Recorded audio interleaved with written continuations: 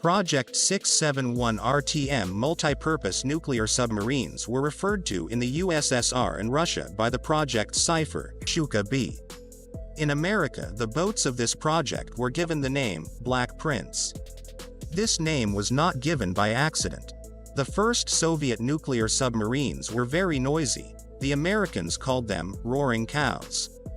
But in the 1970s and early 1980s, the USSR was able to make a technological leap, and Soviet submarines ceased to be inferior to American submarines in terms of noisiness.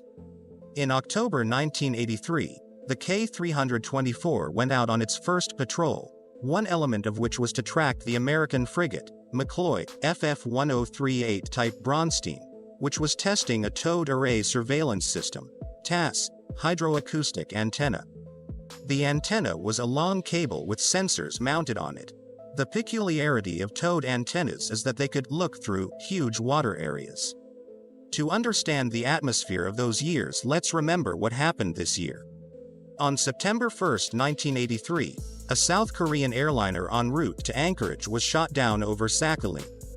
After the Boeing was shot down, Ronald Reagan declared that the USSR was an evil empire.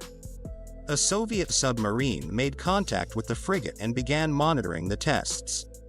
The frigate fired the hydroacoustic antenna to its maximum length, and it was at this point that the sub passed over the stern of the frigate. The antenna cable wrapped around the propeller of the K-324 and the submarine stopped moving.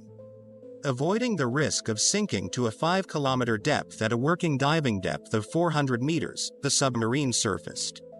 However, the frigate McCloy never detected the K-324 and, with its antenna cut off, left for base.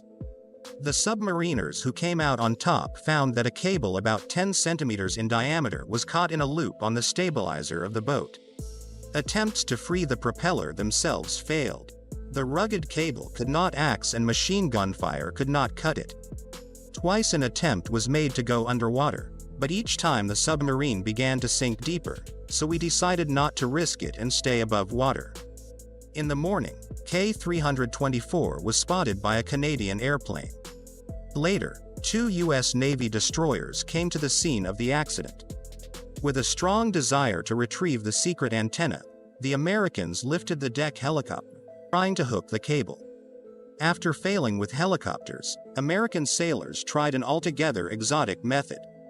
The nuclear-powered submarine USS Philadelphia, SSN 690 type, Los Angeles, approached K-324 underwater and hooked the cable with its hull. The Philadelphia went deep and managed to tear off part of the secret cable along with the sonar capsule. For more than a week, the atmosphere was heated to the limit.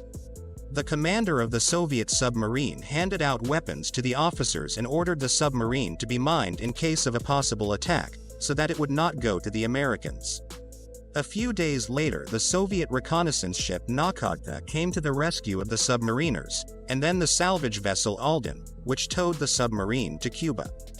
The secret cable was flown to Moscow for research. The submarine returned home under its own power and was in the fleet until 2000, then scrapped. The sailors were neither rewarded nor punished.